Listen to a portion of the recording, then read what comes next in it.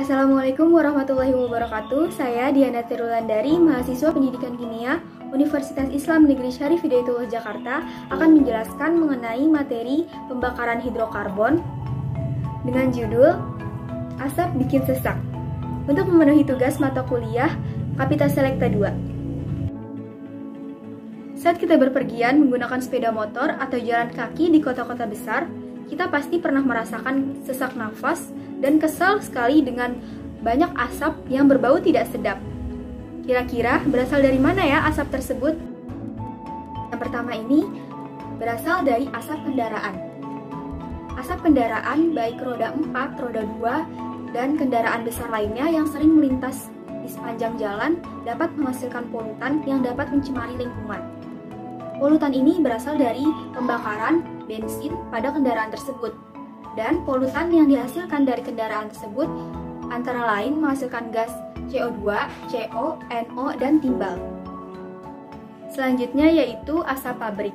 Asap pabrik yang timbul dari cerobong pabrik berbahan baku batu bara ini sangat berbahaya bagi lingkungan dan kesehatan. Asap ini juga mengandung sulfur yang dapat menyebabkan hujan asam. Nah, kalian pasti bertanya-tanya kan, mengapa bisa terjadi polusi asap di sekitar kita?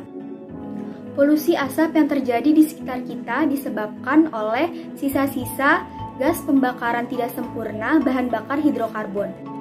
Nah, bagaimana ya proses pembakaran zat hidrokarbon bisa terjadi?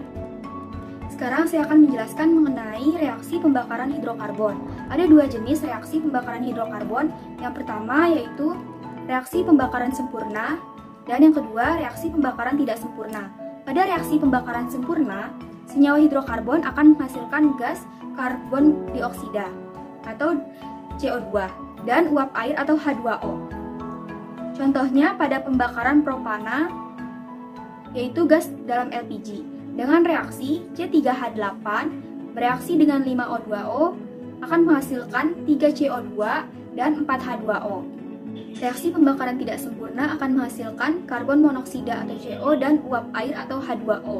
Contohnya dalam proses pembakaran propana yaitu gas dalam LPG dengan reaksi 2C3H8 ditambah 7O2 akan menghasilkan 2C ditambah 2CO ditambah 2CO2 ditambah 8H2O. Selanjutnya yaitu dampak pembakaran hidrokarbon. Penggunaan hidrokarbon di sektor transportasi dan industri memberikan dampak negatif terhadap lingkungan. Beberapa gas yang timbul pada pembakaran hidrokarbon antara lain, yang pertama ada karbon dioksida atau CO2.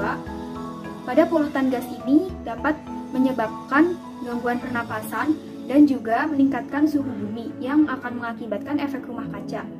Yang kedua yaitu ada gas karbon monoksida atau CO. Gas CO mempunyai ambang batas di udara 32 ppn dalam darah bereaksi dengan hemoglobin membentuk COHB yang bersifat racun dan akan mengakibatkan kematian. Selanjutnya yaitu ada partikulat. Partikulat berupa karbon dan timbal dapat menimbulkan iritasi pada kulit, mata perih, gangguan pernapasan, dan merusak ginjal. Yang terakhir gas SO2 dan NO2-NO3. Gas sulfur dioksida atau SO2 menimbulkan iritasi dan hujan asam yang bersifat korosif. Oksida NO menghasilkan asap kabut. Karena dampak yang ditimbulkan sangat membahayakan bagi kesehatan, maka dari itu kita harus mengurangi dampak dari pembakaran hidrokarbon tersebut.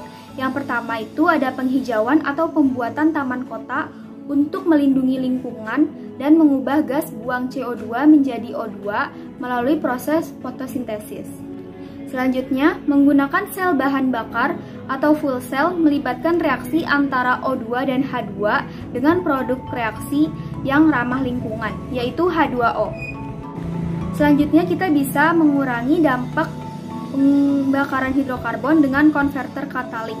Pada sistem buangan kendaraan bermotor, dapat mengubah gas buang seperti CO dan NO2 menjadi gas yang lebih aman, yaitu N2 dan CO2. Yang terakhir, kita dapat menggunakan electronic fuel injection. Pada sistem bahan bakar kendaraan akan menghasilkan pembakaran sempurna sehingga mengurangi emisi gas polutan.